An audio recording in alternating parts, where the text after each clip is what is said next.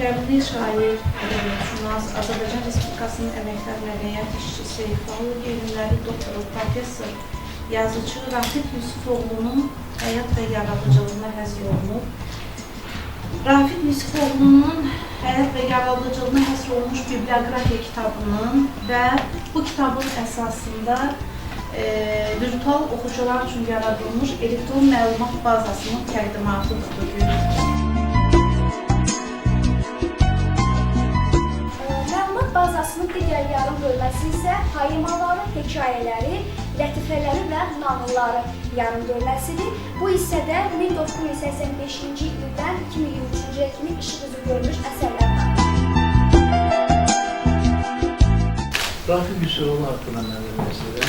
Rafik Yusufoğlu çok istedadlı bir şair, çok güzel bir kelime sahibi. Aynı zamanda onun təhsil dostluğu hem de uşaqlıq yoldaşımız. Yani onun gençlik illəri benim hardasa müəyyən dərəcədə yetişdiyim illərə təsadüf.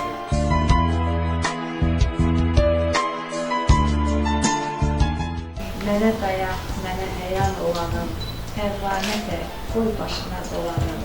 İşıq olub, gözlərimə dolanım, şək olub, ürəyimdə bitənim, vətənim, gülüm solsa, yağış olub, yağanım.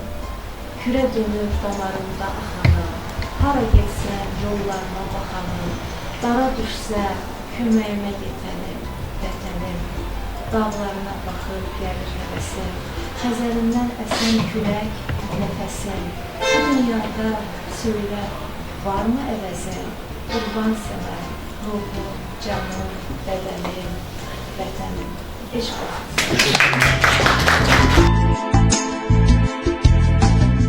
Ne yaxşı ki, bugün bu kitab bizim qarşımızdadır və Rafik Yusufoğlu'nun bir yaradıcılığı, eyni zamanda kitabxananın özünün bir kalıtsal bir əməyini çox nümunəvi şəkildə ortaya qoyur. Elektron resurs daha çok istifadə olunur. Çünkü kitabı çatmaq, kitabı almaq, əldə eləmək, kitabxanaya gəlmək, bu bir başqa bir şeydir. Təbii kitabın yerinə işlədir. Amma elektron resurs da bugün var. Adicin bir şəkilləri lisədən, baxırsınız, kitaba yerləşdirə bilməlisiniz, amma elektron resursda var. Yaxşı ki, hər ikisi var. Sonra iş prosesində bu işin nə qədər çətin olduğunu, nə qədər məsuliyyətli olduğunu dərk edərik. Rafik müəllimi ilk qapısını döyənlərdən olmuşam, ədəbiyyata gələndə və getmişəm, gedəndən sonra bir həftə şeir yazmamışam. Rafik müəllim verdiyi kitabda onun şeirləri o qədər xoşuma gəldi ki, mən eləyəm. Özümdən yaxşı yazan görəndə biraz dayanıram. Mən nə qədər vaxt şeir yazmamışam, bir Rafik müəllim çox gözəl yazır, mən yazdığım nə olacaq ki o yanında. Hətta onu belə qeyd də eləmişdim, Rafik müəllim dedi, yox elə düşünmə, yaxşı yazacaqsan, yaz, narahat olma.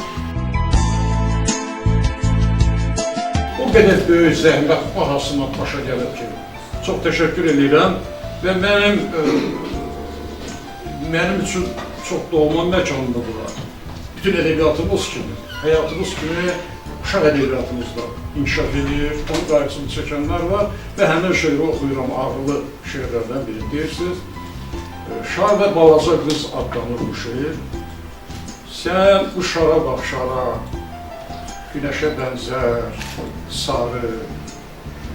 Bu qız körpə fidan tək, can atır, ona sarı. Havaya qalxan şarı gözləri ilə oxşuyur, onu hər an qorumaq arzusuyla yaşayır. Dünyanın heç yerində yox bu şarın bənzəri, yalnız onu axtarır qızcığazın gözləri. Elə bil ki, bu körpə o şarla alır nəfəs, bilirsiniz hardandır bu sonsuz sevgi, həvəs.